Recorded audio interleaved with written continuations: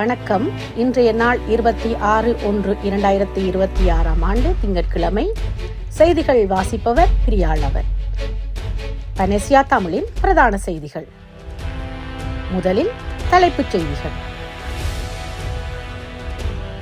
இந்து கல்லூரியில் சிவலிங்கம் அகற்றப்பட்ட விவகாரம் பூரண விசாரணைக்கு எடுத்துக்கொள்ள உயர்நீதிமன்றம் அனுமதி. கல்வி சீர்திருத்தங்கள் முறையாக செயல்படுத்தப்பட்டால் அதற்கு முழு ஆதரவையும் வழங்க தயாராக சஜித் பிரேமதாசா தெரிவிப்பு. கம்பஹாவில் கத்தோலிக்க பாதிரியாரை தாக்கிய குற்றச்சாட்டில் கைது செய்யப்பட்ட 6 போலீஸ் அதிகாரிகளுக்கு விளக்கமறியல். டயானா கமகேவுக்கு எதிரான வழக்கு பிப்ரவரி 16 ஒத்திவைப்பு.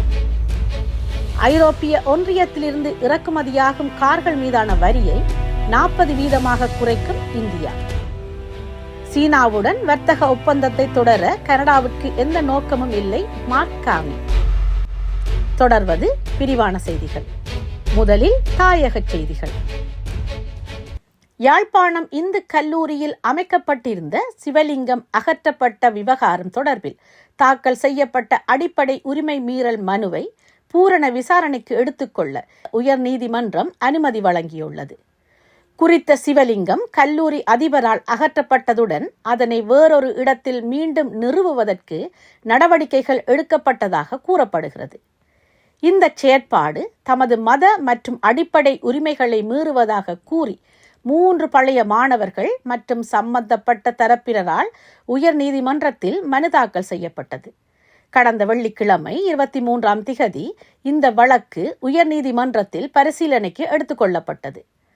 மனுதாரர்கள் முன்வைத்த வாதங்களை ஏற்றுக்கொண்ட உயர்நீதிமன்றம் இந்த வழக்கை அடிப்படை உரிமை மீறல் மனுவாக முழுமையான விசாரணைக்கு எடுத்துக்கொள்ள அனுமதி வழங்கியது. இந்த வழக்கின் வாத பிரதிவாதங்களுக்கான விசாரணை திகதியாக எதிர்வரும் ஜூலை 3 குறிக்கப்பட்டுள்ளது. அன்றைய தினம் 2 தரப்பு வாதங்களும் முன்வைக்கப்பட்டு கல்லூரி நிர்வாகத்தின் நடவடிக்கை சரியா அல்லது தவறா என்பது குறித்து உயர்நீதிமன்றம் தீர்க்கமான முடிவை எட்டும் என எதிர்பார்க்கப்படுகின்றது.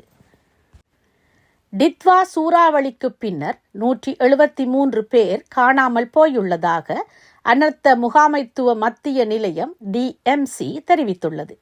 காணாமல் போனவர்களில் அதிகளவானோர் கண்டி மாவட்டத்தைச் சேர்ந்தவர்கள் ஆவர்.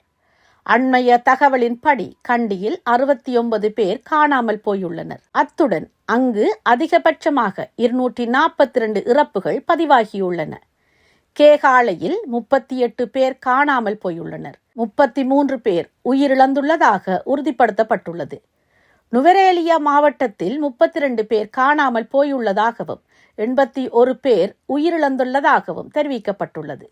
இதற்கிடையில் டிட்வா சூறாவளியால் பதுளை மாவட்டத்தில் அதிகபட்சமாக நபர்கள் பாதிக்கப்பட்டுள்ளனர். அதன்படி அங்கு 26,393 குடும்பங்களைச் சேர்ந்த 90,127 பேர் பாதிக்கப்பட்டுள்ளனர். 2026 ஜனவரி மாதத்திற்கான வருவாய் இலக்கினை ஏற்கனவே தாண்டிவிட்டதாக இலங்கை சுங்கத் திணைக்களத்தின் அதிகாரப்பூர்வ தரவுகள் தெரிவிக்கின்றன. அதன்படி ஜனவரி மாதத்தின் முதல் 22 நாட்களில் இலங்கை சுங்கத் திணைக்களம் வருவாயாக 175.4 பில்லியன் ரூபாயை வசூலித்துள்ளது. இது குறித்த மாதத்திற்காக எதிர்பார்க்கப்பட்ட இலக்கான ரூபாய் 160.2 பில்லியனை விட 9.5% அதிகமாகும்.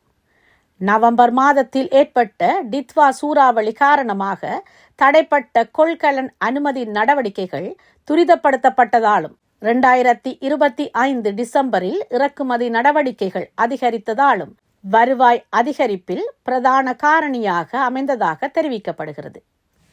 கல்வி சீர்திருத்தங்கள் முறையாகவும் பயனுள்ளதாகவும் செயல்படுத்தப்பட்டால் அதற்கு முழு ஆதரவையும் வழங்குவதாக எதிர்க்கட்சித் தலைவர் சஜித் பிரேமதாசா உறுதியளித்துள்ளார்.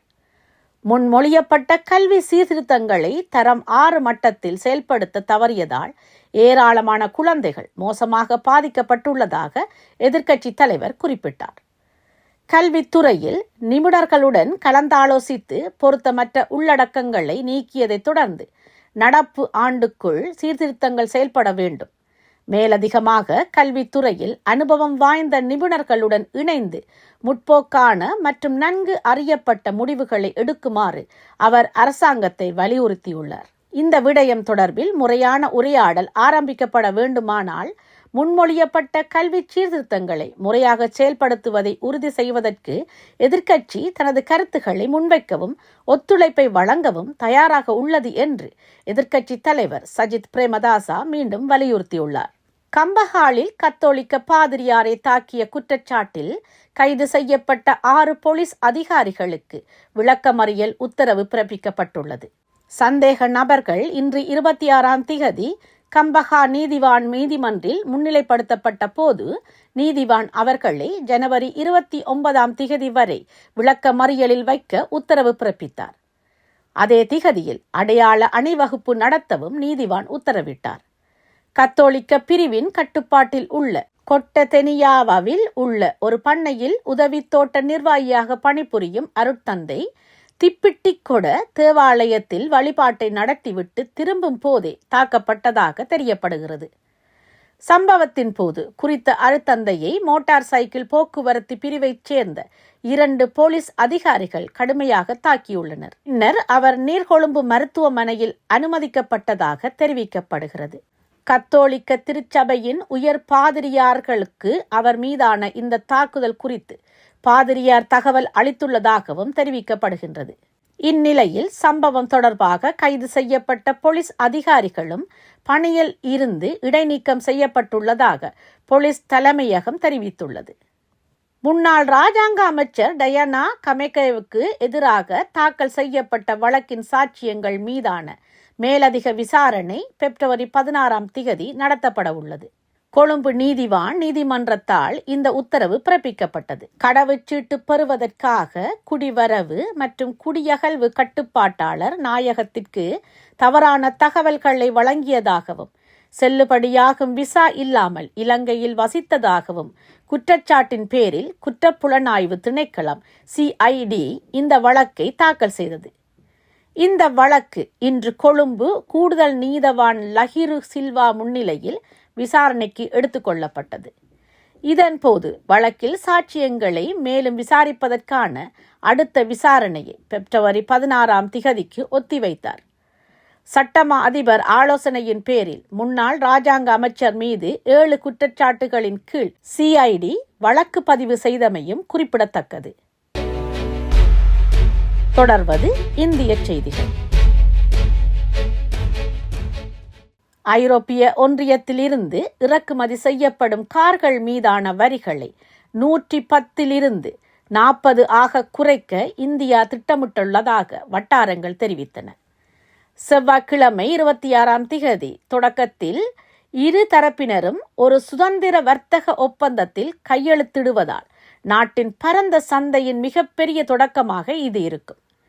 பிரதமர் நரேந்திர மோடியின் அரசாங்கம் 27 நாடுகளை கொண்ட இந்த அமைப்பிலிருந்து 15,000 ஈரோக்களுக்கு மேல் கிட்டத்தட்ட $17.739 இறக்குமதி விலை கொண்ட குறிப்பிட்ட எண்ணிக்கையிலான கார்களுக்கான வரியை உடனடியாக குறைக்க ஒப்புக்கொண்டுள்ளதாக பேச்சுவார்த்தைகள் குறித்து விளக்கப்பட்ட 2 வட்டாரங்கள் கூறியுள்ளதாக ராய்ட்டர்ஸ் தெரிவித்துள்ளது. இது காலப்போக்கில் 10% ஆக குறைக்கப்படும் என்றும் வோல்க்ஸ்வேகன், மெர்சிடஸ் பென்ஸ் மற்றும் BMW போன்ற ஐரோப்பிய வாகன உற்பத்தியாளர்களுக்கு இந்திய சந்தைக்கான அணுகலை எளிதாக்கும் என்றும் அவர்கள் மேலும் கூறினர். பேச்சுவார்த்தைகள் இரகசியமானவை என்பதால் தகவல்களை வழங்கிய வட்டாரங்கள் பெயர் கூற விரும்பவில்லை என்றும் ராய்ட்டர்ஸ் கூறியுள்ளது. இதேவேளை இந்தியாவின் வர்த்தக அமைச்சகமும் ஐரோப்பிய ஆணையமும் இது குறித்து கருத்து தெரிவிக்க மறுத்துவிட்டன. இந்தியாவும் ஐரோப்பிய ஒன்றியமும் செவ்வாய்க்கிழமை சுதந்திர வர்த்தக ஒப்பந்தத்திற்கான நீடித்த பேச்சுவார்த்தைகளின் முடிவை அறிவிக்கும் என்று எதிர்பார்க்கப்படுகிறது. தொடர்வது உலகச் செய்திகள். சீனாவுடன் ஒரு தடையற்ற வர்த்தக ஒப்பந்தத்தை தொடர கனடாவிற்கு எந்த நோக்கமும் இல்லை என்று பிரதமர் மார்க் கார்னி விளக்கமளித்துள்ளார். கனடா சீனாவுடன் வர்த்தக ஒப்பந்தம் செய்து கொண்டாள். கனடாவில் இருந்து இறக்குமதி செய்யப்படும் பொருட்களுக்கு 100% வரி விதிக்கப்படும் என்ற டொனால்ட் டிரம்பின் மிரட்டல்களுக்கு பதிலளிக்கும் விதமாக இந்த விளக்கம் அளிக்கப்பட்டுள்ளது. சீனாவுடனான தனது சமீபத்திய ஒப்பந்தம் சமீபத்தில் வரி விதிப்பால் பாதிக்கப்பட்ட சில துறைகளில் மட்டுமே வரிகளை குறைத்துள்ளது என்று கார்னி தெரிவித்துள்ளார். மேலும் அமெரிக்கா மற்றும் மெக்சிகோவுடனான தடையற்ற வர்த்தக ஒப்பந்தத்தின் கீழ் முன் அறிவிப்பு இல்லாமல் சந்தை பொருளாதாரம் அல்லாது நாடுகளுடன் தடையற்ற வர்த்தக ஒப்பந்தங்களை மேற்கொள்ளக்கூடாது என்ற உறுதிமொழிகள் இருப்பதையும் கார்னி சுட்டிக்காட்டியுள்ளார். கடந்த சில ஆண்டுகளில் ஏற்பட்ட சில சிக்கல்களை சரி செய்வதே சீனாவுடன் நாங்கள் செய்துள்ள ஒப்பந்தம் என கார்னி குறிப்பிட்டுள்ளார். இத்துடன் பனேசியா தமிழின் பிரதான செய்திகள் நிறைவு பெறுகின்றன. செய்திகளை உடனுக்குடன் தெரிந்து கொள்ள பனேசியா தமிழ் நியூஸ் வலையொலியை சப்ஸ்கிரைப் செய்யுங்கள். நேரலையில் www.panesiatamil.tv என்ற இணையதளம் வாயிலாக தொலைக்காட்சியை பார்வையிடலாம். நன்றி, வணக்கம்.